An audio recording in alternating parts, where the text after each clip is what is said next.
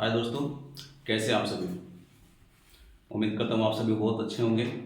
मैंने काफ़ी दिनों से कोई वीडियो नहीं बनाई है, ठीक है। तो आज पहली बार ये वीडियो बन रही है और ये वीडियो सिर्फ 10th क्लास के सामाजिक विज्ञान पढ़ने वाले छात्रों के लिए है, क्योंकि स्पेशल मैं उनकी किताब से, ठीक है ना, बीएससीबी बोर्ड जो होता है, बिहार बोर्ड, उसकी किताबों का मैं पूरा पाठ यहाँ पे वीडियो के द्वारा आपको बताऊंगा और समझाऊंगा अच्छे से, ठीक है। तो आज हम शुरू करेंगे भारत संसाधन एवं उपयोग, जो ज्योग्राफी है, इसको हम शुरू करेंगे भारत संसाधन एवं उपयोग। जैसा कि मैंने अपने पीछे अपने बोर्ड पे ये सब लिख दिया है, ठीक है ना। तो ये सिर्फ 10वीं क्लास के लिए है और सभी लोग भी देखेंगे तो बहुत अच्छा है, ठीक है। और कमेंट करके जरूर बताइए कि मेरा ये वीडियो आपको कैसा लगा, आपको समझ में आया या नहीं आया, ठीक है दोस्तों। मैं इसको और बेहतर से बनाने की कोशिश करूंगा। तो आज हम समझते हैं संसाधन के बारे में, संसाधन एवं उपयोग, ठीक है दोस्तों। तो सबसे पहले समझ लेते हैं कि संसाधन कहते किसको हैं। तो मानव की आवश्यकता को पूर्ति करने के लिए, यानी पूरा करने के लिए, मानव की आवश्यकता के लिए जितनी भी चीजें पृथ्वी पर, जितनी भी चीजें हैं, ठीक है, जो मानव की आवश्यकता को पूर्ति कर सके, वो सभी क्या है, संसाधन है, ठीक है। जैसे जैसे आप समझ लेते हैं कि वायु है, पानी है, ठीक है। उसके बाद क्या है, ये पेन है, गाड़ी है, ट्रेन है, जहाज है, ये सब क्या है, ये सब मानव की आवश्यकताओं को पूर्ति करते हैं, ठीक है। ये सब हमारे काम आते हैं, तो ये सब क्या है, संसाधन है, ठीक है। ये घर है, ये पंखा है, कूलर है, आपके घर में एसी है, फ्रिज है, जितनी भी ये चीजें हैं वो सभी किसके काम आती हैं, संसाधन। वो सभी क्या है, संसाधन है, ठीक है। तो मानवीय आवश्यकताओं को पूरी करने वाली वे सभी चीजें, सभी पदार्थ, सभी जीव जंतु, वो सब क्या है, संसाधन है, ठीक है दोस्तों। तो चलिए अब इसको हम और अच्छे से समझते हैं कि संसाधन कितने प्रकार के होते हैं, संसाधन कौन कौन से होते हैं, ठीक है। तो ये आपका जो चैप्टर है वो बहुत महत्वपूर्ण चैप्टर है, इसको आप अच्छे से समझ जाइएगा।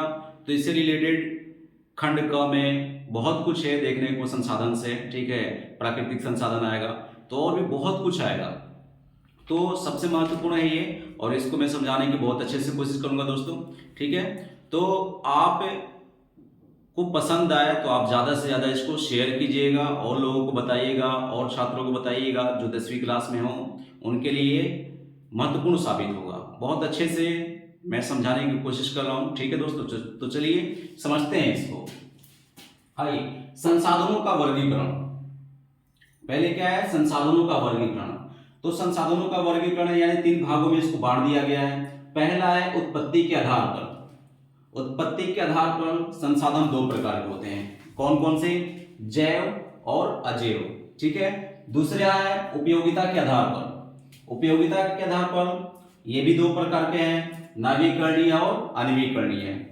तीसरा है स्वामित्व के आधार पर। स्वामित्व के आधार पर है व्यक्तिगत, सामुदायिक, राष्ट्रीय और अंतरराष्ट्रीय।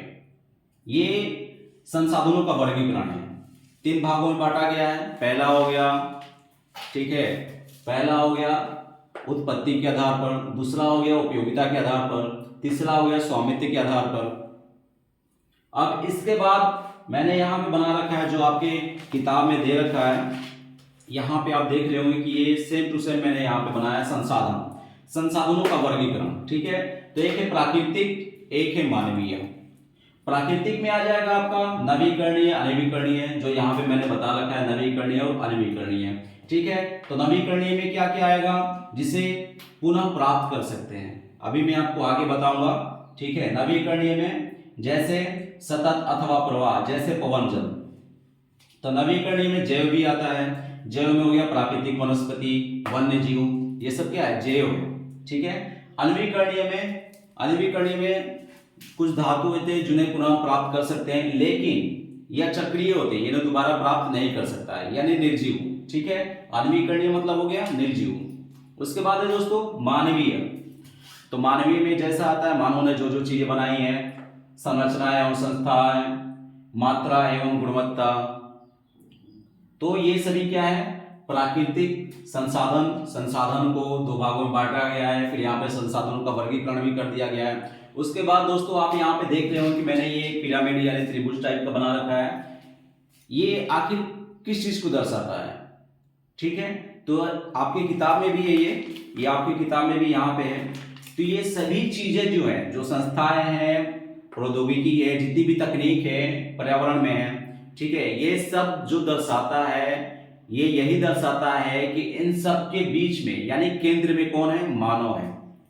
इन सब के केंद्र में कौन है? मानव है। सब कहीं ना कहीं मानव से जुड़ा हुआ है, सब कहीं ना कहीं मानव से जुड़ा है। तकनीक है तो तकनीक का इजाद कौन करता है? मानव ही करता है, ठीक है, कोई दूसरा नहीं करता है। मानव की ये सोच है कि उसने टेलीफोन का आविष्कार किया, बल्ब का आविष्कार किया, हवाई जहाज का आविष्कार किया, है ना, कंप्यूटर का आविष्कार किया, मोबाइल का आविष्कार किया, ठीक है, यहां तक कि आप जो घरों में सिलाई करते हैं, मशीन देखते हैं, मशीन पूरी एकदम तैयार है, बहुत अच्छी मशीन है, लेकिन अगर उसमें एक छोटी सी सुई ना हो तो आप क्या कपड़ा सिलाई कर सकते हैं?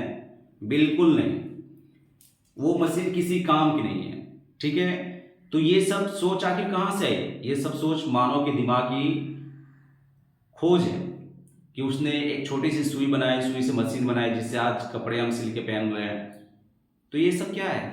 ये सब कहीं ना कहीं मानव ने ही किया है, मानव की ये सोच है। तो सभी का केंद्र क्या हो गया? मानव हो गया। ये इसी को दर्शाता है कि चाहे जो भी हो, कितना भी आदमी विकास कर रहा है, कितना भी देश आगे बढ़ रहा है, लेकिन उन सबका विकास कौन कर रहा है? मानव ही कर रहा है, मानव ही उसका विकास कर रहा है। संस्थाएं बना रहा है, बिल्डिंग बना रहा है, ठीक है, कंप्यूटर बना रहा है, आगे चल के और भी तकनीक बन रही है, आदमी अंतरिक्ष तक जा रहा है, अंतरिक्ष में जा रहा है। तो इन सब का निर्माण किसने किया? ऐसे जहाजों को किसने बनाया? मानव ने बनाया। तो अब हम आगे समझ लेते हैं कि संसाधनों का वर्गीकरण तो हम समझ गए, उत्पत्ति के आधार पर जैव और अजैव। आगे दोस्तों देखते हैं संसाधनों के प्रकार, ठीक है।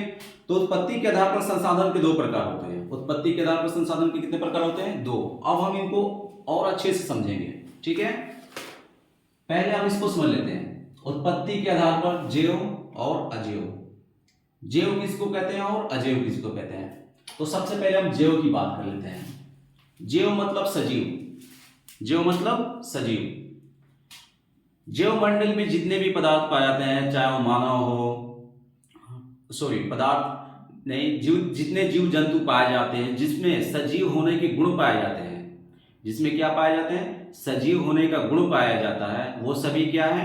जैव है। जैसे मानव, ठीक है, इंसान हो गए, जीव जंतु हो गए, ठीक है, मछली मत्स्य हो गए। उसके बाद क्या है? आपके किताब में दे रखा है पशुधन व अन्य प्राणी समुदाय, ठीक है। जैसे मनुष्य, वनस्पति, मत्स्य, पशुधन एवं अन्य प्राणी समुदाय, ये सभी क्या है दोस्तों? ये सभी है जैव।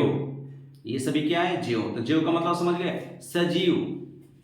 जैव का मतलब है सजीव, जिसमें जान, ठीक है। पशुधन, पशुओं के लिए बहुत सारे पशु हो गए, उसके लिए भी जो चारागाह होता है, जो घास फूस होते हैं, वो सभी क्या आएंगे? पेड़ पौधे, ये सब क्या है? जैव है, ठीक है। पेड़ पौधे, मानव, जानवर, ये सब क्या है? जैव में आएंगे, ठीक है दोस्तों। तो जैव के बारे में समझ गए हम अच्छे से कि जैव किसको कहते हैं? जैव जिसमें सजीव होने के गुण पाए जाते हैं, उसे क्या कहते हैं? जैव कहते हैं। अब हम दूसरी की बात करेंगे, अजैव के बारे में। किसके बारे में बात करेंगे? अजैव के बारे में। अजैव, अजैव का मतलब हो गया जिसमें निर्जीव के गुण पाए जाते हो, ठीक है, यानी उसमें जीव ना हो, ठीक है, उसमें निर्जीव के गुण पाए जाते हो। समझ रहे हो दोस्तों? अजैव उसको कहेंगे जो निर्जीव हो, जैसे चट्टान, पत्थर हो गया, धातु हो गए, ठीक है, इनमें निर्जीव के गुण पाए जाते हैं, यानी ये जीवित नहीं है। धातु हो गया तो क्या वो जीवित है? उसमें जीवन है? नहीं, बिल्कुल नहीं है, ठीक है। पत्थर है, क्या उसमें जीवन है? चट्टान है, उसमें जीवन है? नहीं, वो सजीव नहीं, वो क्या है? निर्जीव है। तो समझ गए होंगे दोस्तों, अजैव किसको कहते हैं? जिसमें निर्जीव के गुण पाए जाते हैं।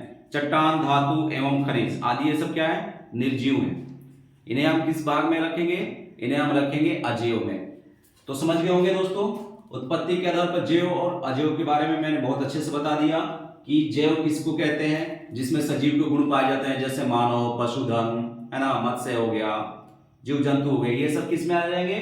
जैव में आ जाएंगे। अजैव किसको कहेंगे? जिसमें निर्जीव के गुण पाए जाते हैं, जैसे कोई धातु हो गया, चट्टान हो गए, पत्थर हो गए, ये सब क्या है, ये सब है अजेय।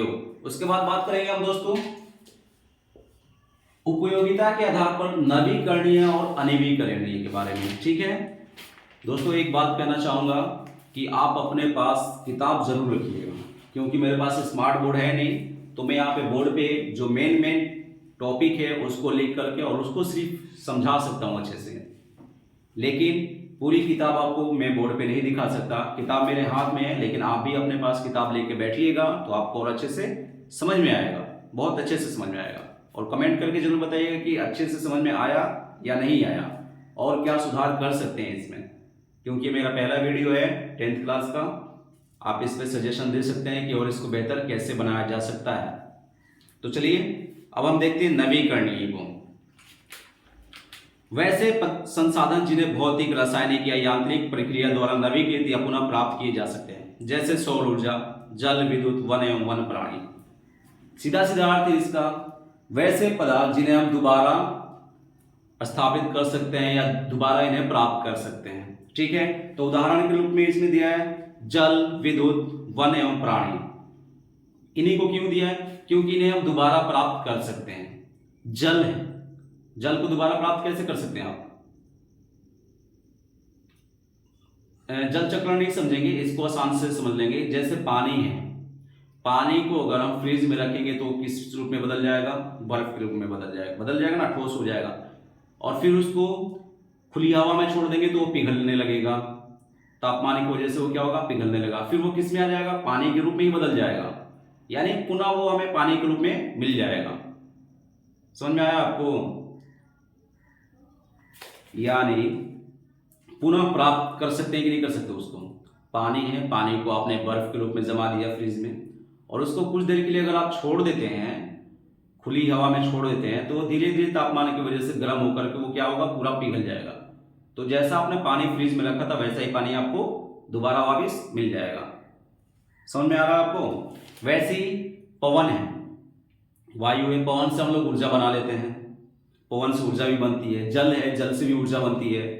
सौर है, सौर से भी ऊर्जा बनती है, यानी पुनः उसे किसी दूसरे नए सांचे में ढाल सकते हैं, नया चीज उससे बना सकते हैं। ठीक है, उसी को क्या बोलते हैं हम, जिसे पुनः स्थापित कर देना, पुनः प्राप्त कर लेना।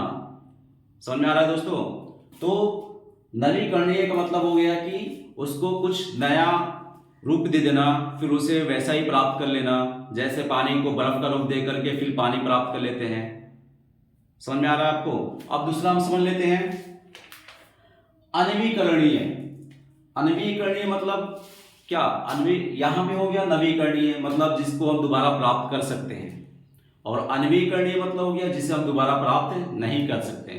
कुछ पदार्थ हैं जिसको हम दोबारा प्राप्त कर सकते हैं, जैसे मैंने यहाँ पे लिख रखा है अनवीकरणीय, पुनः चक्रीय। जैसे धातु तो हो गए दोस्तों, जैसे सोना हो गया, एल्युमिनियम हो गया, है ना, आयरन हो गया, ठीक है, सिल्वर हो गया, ये सब धातु है। ठीक है, तो इन सबको हम दोबारा प्राप्त कर सकते हैं। जैसे ठोस में तो इसको पिघला करके गहनों में परिवर्तित करके कुछ बना करके फिर उसको पिघला करके हम फिर उसे पुनः प्राप्त कर सकते हैं। ठीक है, तो ये कुछ है जिसे हम पुनः प्राप्त कर सकते हैं। लेकिन अचक्रीय जिसको पुनः प्राप्त नहीं कर सकते वो क्या है, जीवाश्म ईंधन। जीवाश्म और ईंधन, इनको बनने में ही सैकड़ों वर्ष लगते हैं, काफी मुश्किल से तो ये बनते हैं, और एक बार नष्ट हो जाने के बाद ये दोबारा हमें प्राप्त नहीं होते हैं। जैसे ईंधन का मतलब क्या, पेट्रोल, डीजल, किरोसिन। आजकल आपको किरोसिन कहीं भी देखने को नहीं मिल रहा होगा, किरोसिन कहीं भी देखने को नहीं मिलता होगा। पहले किरोसिन ही चलता, आज से 20 साल पहले, 50 साल पहले किरोसिन ही था। ठीक है, पेट्रोल, डीजल बहुत कम मात्रा में थे, लेकिन किरोसिन बहुत ज्यादा था, घर घर किरोसिन मिल जाता था, उस पर आदमी खाना बनाता था, लालटेन जलाता था। तो आज के डेट में वो किरोसिन आपको देखने को नहीं मिलता है। तो ईंधन से मतलब हो गया पेट्रोल हो गया, पेट्रोल ईंधन के रूप में काम करता है। डीजल हो गया, ईंधन के रूप में काम करता है। तो ये एक बार नष्ट हो जाने के बाद, गैस हो गया, एक बार नष्ट हो जाने के बाद ये पुनः आपको दोबारा प्राप्त नहीं होने वाला है। इसको दोबारा हमको या तो जमीन से निकालना पड़ेगा, या खदान से निकालना पड़ेगा, या फिर हमको इसको अपने घर में, जैसे गैस है तो गैस एक बार जो जल जाने के बाद गैस पे खाना बनता है, गैस एक बार खत्म हो जाने के बाद, गैस का सिलेंडर खत्म हो जाने के बाद क्या आप उसमें गैस भर सकते हैं? नहीं, आप नहीं भर सकते। गैस दोबारा आप खरीद के लाइएगा, ठीक है। वो सिलेंडर, गैस का सिलेंडर जो है वो आप दोबारा खरीद कर लाइएगा, फिर उस पर आप खाना बना सकते हैं। यानी एक बार इस्तेमाल कर सकते हैं, उसके बाद वो क्या हो जाएगा? नष्ट हो जाएगा। गाड़ी में पेट्रोल डालिएगा, जितना देर चलेगा चलेगा, उसके बाद वो क्या हो जाएगा? नष्ट हो जाएगा, ठीक है। उसके बाद क्या होगा? आपको नया पेट्रोल उसमें डालना पड़ेगा। समझ में आया दोस्तों? तो अनवीकरणीय का मतलब हो गया नष्ट हो जाने वाला, यानी पुनः प्राप्त नहीं कर सकते हैं उसको। तो नवीकरणीय का मतलब समझ गए, यानी किसी चीज को दोबारा प्राप्त कर लेना, और अनवीकरणीय का मतलब हो गया उसे दोबारा प्राप्त नहीं कर सकते हैं, जिसकी मात्रा सीमित हो। समझ में आया दोस्तों? अब आगे देख लेते हैं स्वामित्व के आधार पर। तो स्वामित्व के आधार पर यहाँ पे 4 भागों में बांटा गया इसको। पहला है व्यक्तिगत, पहले के बारे में हम बात कर लेते हैं। पहला क्या है? व्यक्तिगत है। तो व्यक्तिगत का मतलब हो जाता है निजी। व्यक्तिगत का मतलब क्या होता है? निजी, पर्सनली। आपका कोई अपना घर है, कोई खेत है, ठीक है, खेत है, बागीचा है, कोई पेड़ है, वो सब आपका निजी है, अपना है, उस पर कोई दूसरा हक नहीं जमा सकता। आपका मोबाइल है, आपका गाड़ी है, आपका एसी है, फ्रिज, ये सब क्या है? आपका निजी है, आपका पर्सनल है, ठीक है, पर्सनल चीजें हैं। तो इसको हम क्या कहेंगे? व्यक्तिगत कहेंगे। जो निजी हो, अपना हो। आपके पिताजी का हो तो वो अपना है, आपका मोबाइल है तो वो अपना है, आपकी गाड़ी है तो वो अपनी है। तो व्यक्तिगत से मतलब समझ गए दोस्तों? निजी, पर्सनल, पर्सनल सामान। उसके बाद है सामुदायिक। सामुदायिक का अर्थ होता है सभी के लिए, पूरे समाज के लिए। गांव में देखते होंगे या शहरों में सामुदायिक भवन होता है, यानी वहां पे कोई भी आ सकता है, कोई भी जा सकता है, कोई भी ठहर सकता है, आप किसी को मना नहीं कर सकते हैं। क्यों? क्योंकि वो सभी के लिए सामुदायिक है। वहां पे कोई भी आ सकता है, कोई भी जा सकता है। जैसे गांव में मंदिर होते हैं, मस्जिद होते हैं, शमशान घाट होते हैं, वहां पे किसी की भी चिता जला सकते हैं, कोई भी वहां पे जा सकता है। मंदिर है, कोई भी आ सकता है, कोई भी जा सकता है। मस्जिद है, वहां पे किसी को मनाही नहीं है। समझ में आ रहा है आपको? तो इसे क्या कहते हैं? सामुदायिक चीजें, सामुदायिक भवन। जैसे शहरों में पार्क होता है, बड़े बड़े पार्क होते हैं, ठीक है, वहां पे क्या होता है? कोई भी जा सकता है, कोई भी घूम सकता है। तो ये सब क्या हो गए दोस्तों? यानी पूरे समाज के लिए, पूरे गांव के लिए, उसे क्या कहेंगे? सामुदायिक। क्या कहेंगे? सामुदायिक। अब यहाँ पे जो इंपॉर्टेंट है, राष्ट्रीय। क्या है? राष्ट्रीय। तो राष्ट्रीय किसको कहेंगे? तो जितने भी गांव हैं, जितने भी शहर हैं, वो एक राष्ट्र के अंदर ही आते हैं, ठीक है, वो सब क्या आते हैं? वो एक राष्ट्र के अंदर आते हैं। तो राष्ट्र, केंद्र, केंद्र सरकार के अधीन ये सारी चीजें आती हैं। समझ आ रहा है आपको? पहले हमने पढ़ रहा है निजी, निजी पढ़ लिया, उसके बाद सामुदायिक पढ़ लिया, उसके बाद आ जाए अब राष्ट्र में। सब चीजें इसी के अंदर आती हैं, सब चीजों पे इसका अधिकार है, राष्ट्र का, ठीक है। भारत जो राष्ट्र है उसका अधिकार सभी चीजों पे है, यहां तक कि आपकी निजी चीजों पे भी। जैसे आपका खेत है, खेत है, और राष्ट्र चाहता है, सरकार चाहती है कि यहां से एक सड़क हम निकालें, ठीक है, तो उस बीच, उस रास्ते में जितनी भी खेतें पड़ेंगी, जितने भी खेतें आएंगी, उसको क्या करेगी सरकार, केंद्र सरकार क्या करेगी कि उसको आपको या तो मुआवजा देगी, मुआवजा देकर के वो सारी जमीनें क्या कहेगी? आपसे ले लेगी। क्यों? क्योंकि राष्ट्र को उसकी आवश्यकता है। राष्ट्र निर्माण के लिए वो आपकी निजी चीजों का भी इस्तेमाल कर सकते हैं, बिल्कुल उन्हें हक है, ये वो आपसे ले सकते हैं। समझ में आया दोस्तों? तो राष्ट्र के अधीन ही सभी चीजें आती हैं, और राष्ट्र अपनी आवश्यकता के अनुसार वो आपसे ले सकता है। समझ में आया आपको? तो राष्ट्र किसको कहते हैं? तो राष्ट्र के अंदर जितनी भी चीजें आती हैं, आपका खेत है, खलिहान है, ये सब अगर उसकी आवश्यकता पड़ेगी, उससे जरूरत महसूस होगी, तो आपसे पुनः वो ले लेगा, ठीक है। तो आगे उसके बाद है अंतरराष्ट्रीय। आप किसको समझेंगे? अंतरराष्ट्रीय को हम समझ गए, व्यक्तिगत समझ गए, सामुदायिक समझ गए, राष्ट्र समझ गए, और अंतरराष्ट्रीय। अंतरराष्ट्रीय में है कि अभी हम संसाधन की बात कर रहे हैं, ठीक है, तो अंतरराष्ट्रीय में आ जाते हैं। तो अंतरराष्ट्रीय ऊपर भी है लेकिन नीचे भी है, तो हम समुद्री तल से समझ लेते हैं कि अंतरराष्ट्रीय का मतलब क्या है। यहाँ पे अंतरराष्ट्रीय कैसे समझा सकते हैं इसको, ठीक है। तो दोस्तों मान लीजिए ये है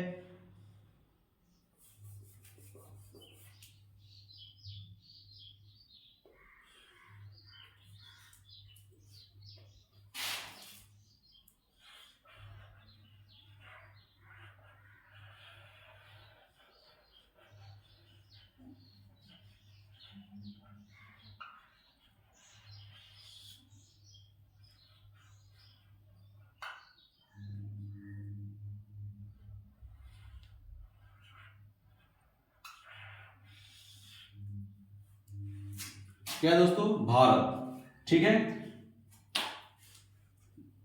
तो इसकी जो समुद्र सीमा है, ये तीनों तरफ से, जैसा कि आपको पता है कि तीनों तरफ से ये समुद्री पानी से घिरा हुआ है, ठीक है, समुद्री तट है इसके। तो आपकी किताब में दिया है अंतर्राष्ट्रीय संसाधन के बारे में दिया है, ठीक है। हम अभी सब संसाधनों की बात कर रहे हैं, तो संसाधन के बारे में दिया है कि तट रेखा से 200 किलोमीटर की दूरी छोड़कर, तट रेखा से, ये मान लीजिए ये तट है, गुजरात का तट है, गोवा है, यहाँ पे ये तट है, तट से 200 किलोमीटर की दूरी छोड़कर, 200 किलोमीटर की दूरी छोड़कर, ये मान लीजिए 200 किलोमीटर यहां से हो गया। इसके बाद जितना भी ये क्षेत्र है, अगर यहां कोई संसाधन पाया जाता है या कोई दुर्घटना होती है या कुछ भी ऐसा होता है, तो उसकी जिम्मेदारी कौन लेगा? क्या भारत लेगा? नहीं, बिल्कुल नहीं। उसकी जिम्मेदारी लेगा अंतर्राष्ट्रीय संस्था। वो तय करेगा कि इसका इस्तेमाल हमें कैसे करना है, किस राष्ट्र के द्वारा करना है, ठीक है, किसे सौंपना है, ठीक है। तो 200 किलोमीटर की दूरी के बाद अगर कुछ पाया जाता है तो उस पर किसका अधिकार होगा?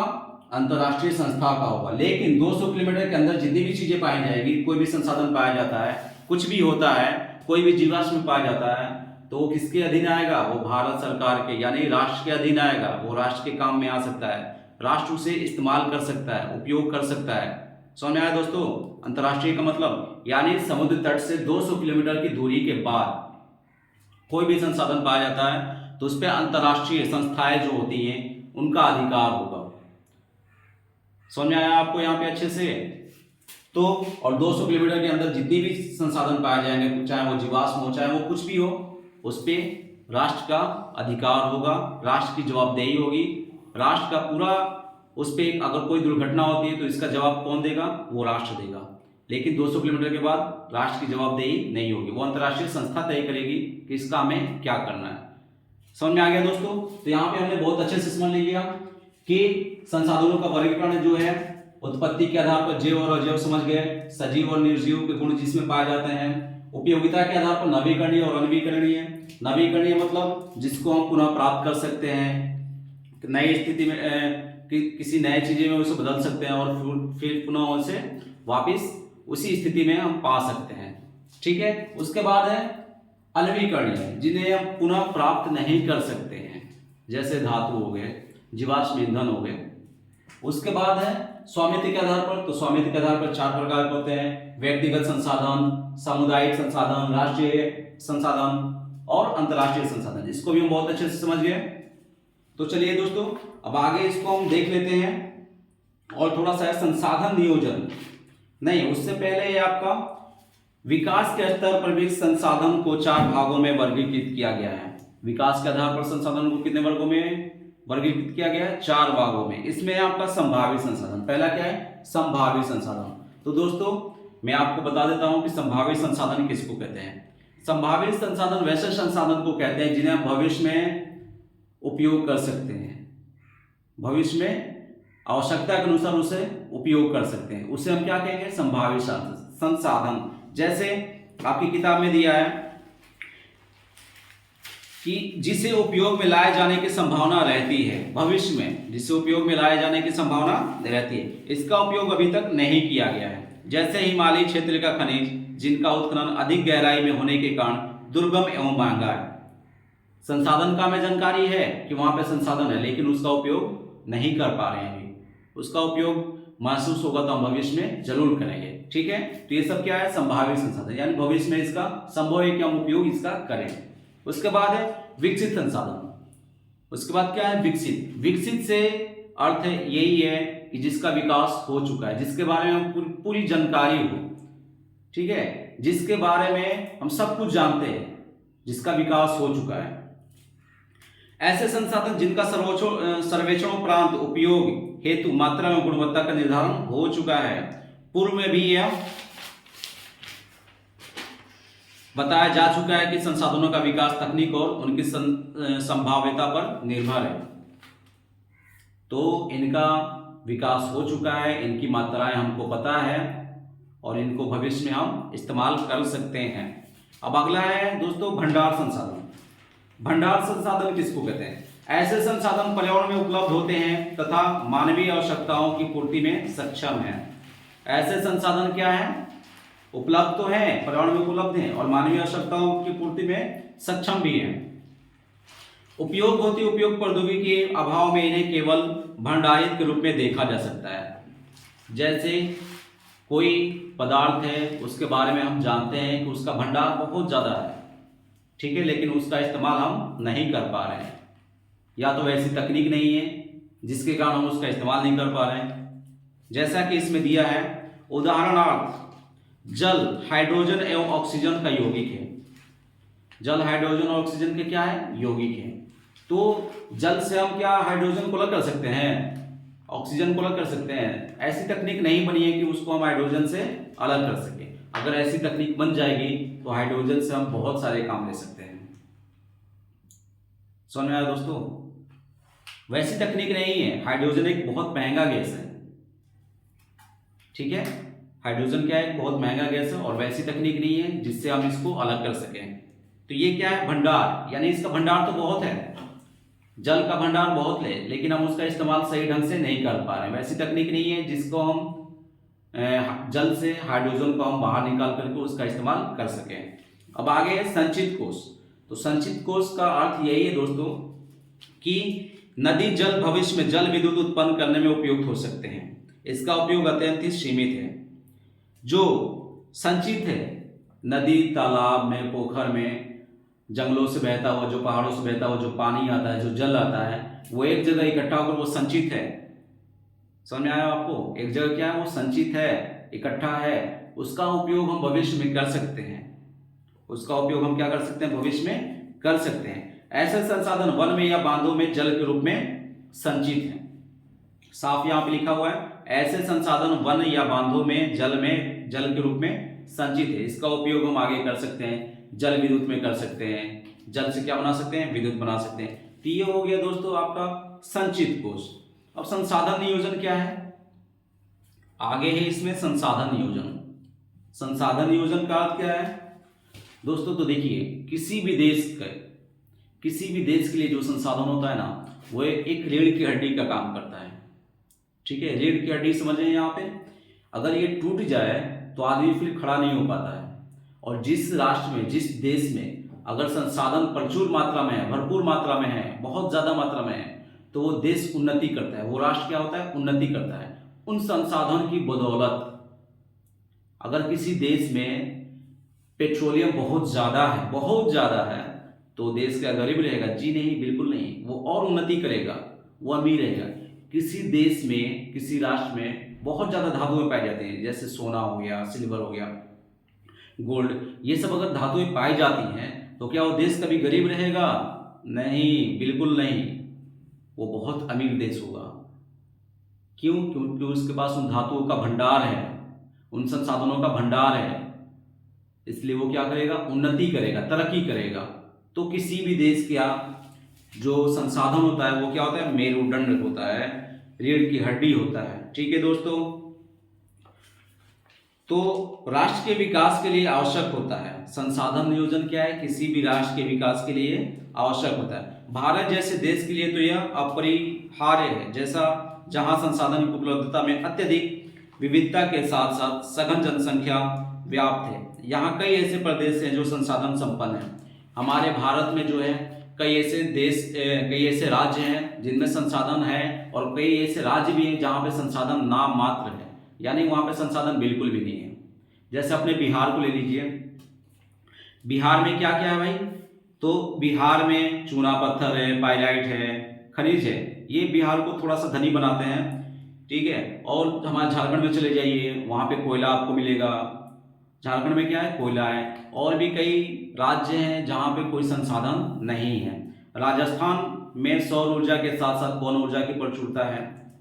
सौर ऊर्जा के साथ साथ क्या है, पवन ऊर्जा की प्रचुरता है, लेकिन अभी वो पूर्ण रूप से विकसित नहीं हुआ है, पूर्ण रूप से आदमी उसको इस्तेमाल नहीं कर रहा है, लेकिन वो संसाधन है, आगे भविष्य में वो क्या करेगा, काम करेगा।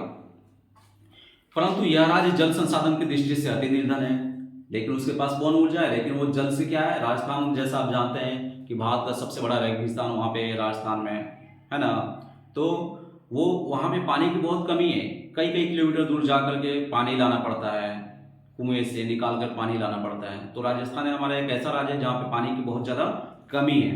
तो ये सब क्या है दोस्तों, ये सब संसाधन है। समझ में आया दोस्तों। उसके बाद है भारत में संसाधन नियोजन। तो संसाधन नियोजन हम कैसे कर सकते हैं, तो जितनी भी प्राकृतिक संसाधन हैं जिन्हें हम देख रहे हैं उनको हमें वैसे इस्तेमाल करना चाहिए जिससे उसका दोहन कम हो, जिससे उसका क्या हो, दोहन कम हो। जैसे राजस्थान में पानी की कमी है, समझ आ रहा दोस्तों, राजस्थान में क्या है, पानी की कमी है। तो हमें ये भी समझना चाहिए कि हमारे राज्य में भी, हमारे देश में भी वैसे पानी की स्थिति पैदा हो सकती है।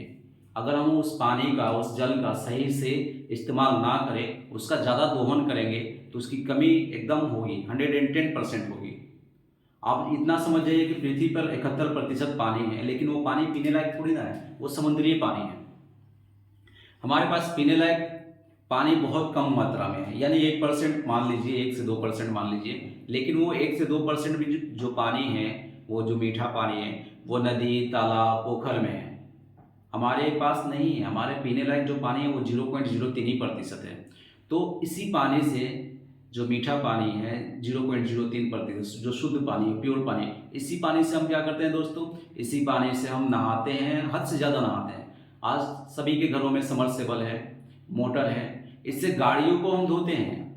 एक मोटरसाइकिल है, चाहे 4 व्हीलर है, 4 चरचकिया है, उसको हम क्या करते हैं, लगातार धोते रहते हैं। मोटर चल रहा है, पानी गिरा रहे हैं, हजारों लीटर पानी एक गाड़ी को धोने में निकाल देते हैं। गाय भैंस है, उसको भी उसी से नहला देते हैं। तो ये कहीं ना कहीं इसका दोहन हो रहा है, कहीं ना कहीं पानी समाप्त हो जाएगा। एकदम निश्चित है कि भविष्य में पानी समाप्त हो जाएगा, पूरी संभावना है। वैज्ञानिकों ने यह भी कहा है कि जिस तरह से हम पानी का इस्तेमाल कर रहे हैं, बोरिंग पे बोरिंग चल रही है, सैकड़ों फीट नीचे जमीन के अंदर समरसेबुल लग रहा है, वहाँ से पानी खींच रहा है। तो कई गाँवों में अभी स्थिति ये है कि चापाकल जो है वो पानी छोड़ देता है। क्यों? क्योंकि नीचे का जो लेयर है, पानी का लेयर है, वो क्या हो जा रहा है, सूख जा रहा है, भाग जा रहा है। बारिश वैसी हो रही है कि पानी का लेयर बरकरार रहे। ठीक है दोस्तों, तो एक महत्वपूर्ण संसाधन है जल। क्या है? एक महत्वपूर्ण संसाधन है। इसका हमें सही से इस्तेमाल करना चाहिए ताकि इसको हम भविष्य में बचा के रख सकें, भविष्य में ये हमें काम आ सके, लेकिन हम ऐसा नहीं करते हैं। तो संसाधन नियोजन यही है दोस्तों कि इसको हम बचा के रख सकें। संसाधनों का संरक्षण, संसाधनों का नियोजित एवं विवेकपूर्ण उपयोग ही संरक्षण कहलाता है। क्या है भाई?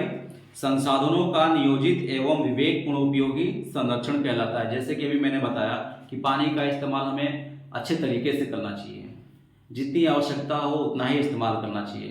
पेड़ पौधों की कटाई जो है वो हमें सीमित करना चाहिए। अगर पेड़ पौधों की हद से ज़्यादा कटाई हो जाएगी तो यहाँ का मौसम, हमारा जो पर्यावरण है, जैसा मौसम है, वो सब में परिवर्तन होता जाएगा, एकदम बदल जाएगा। क्यों? क्योंकि ये सब प्राकृतिक एक बहुत महत्वपूर्ण अंग है, पेड़ पौधे जो हैं। ठीक है, तो हमें क्या करना चाहिए, इन सब का इस्तेमाल जो है एकदम सही से करना चाहिए, अत्यधिक दोहन नहीं करना चाहिए। समझ में आ गया दोस्तों? अब यहाँ पे है, ये आपका लास्ट अब हो गया है। यहाँ पे आपका आ जाता है सवाल और जवाब आ जाते हैं। ठीक है, यहाँ पे संसाधनों का संरक्षण के बारे में दिया है। समझ में आ रहा है दोस्तों? यहाँ पे आपका संसाधन जो पूरा चैप्टर है, मैंने ये पूरा चैप्टर पढ़ा दिया दोस्तों, पूरे चैप्टर क्लियर हो गए। लेकिन इसके जो प्रश्न उत्तर हैं, प्रश्न उत्तर मैं अगले वीडियो में कराऊंगा, क्योंकि काफ़ी लंबा वीडियो बन जाएगा दोस्तों। तो दोस्तों सबसे पहले आप ये बताइएगा कि आपको ये वीडियो कैसा लगा, जो मैंने बताया है, क्या वो आपको समझ में आया और अच्छे से मैंने बताया है कि नहीं बताया है। और आप कमेंट करके जरूर बताइएगा, जितने भी 10th क्लास के छात्र छात्राएं हैं उसके पास ये वीडियो शेयर जरूर कीजिएगा और उनसे बोलिएगा कि अगर आपको वीडियो अच्छी लगे, आपको इसमें जो समझाया गया वो अच्छा लगे, तो कृपया इसे प्लीज़ इसे सब्सक्राइब कीजिएगा और कमेंट कीजिएगा और बताइएगा इसे और कैसे बेहतर बना सकते हैं। समझ में आया दोस्तों? तो बहुत अच्छे से मैंने समझा दिया, एक बार फिर आपको रिपीट कर देता हूँ कि संसाधन किसे कहते हैं। मानव की आवश्यकताओं को पूर्ति करने वाले वे सभी जीव जंतु पदार्थ, यहाँ तक कि मानव भी क्या है, एक महत्वपूर्ण संसाधन है। बिना मानव के ना तो ये मोबाइल हो पाता, ना ये मेरे हाथ में पेन हो पाता, ना ये घड़ी हो पाती, ना ये पीछे बोर्ड हो पाता। मानव की ये दिमाग की सोच है जिसकी वजह से इतना देश, इतना विज्ञान विकसित हो रहा है, ये सब मानव ही बना रहा है। ठीक है दोस्तों, तो मानव भी एक महत्वपूर्ण संसाधन है। मानव क्या है? एक महत्वपूर्ण संसाधन है। तो मानव की आवश्यकताओं को पूर्ति करने वाले वो सभी जीव जंतु पदार्थ, वो सभी क्या है? संसाधन है दोस्तों। ठीक है दोस्तों, तो मिलेंगे अगले वीडियो में।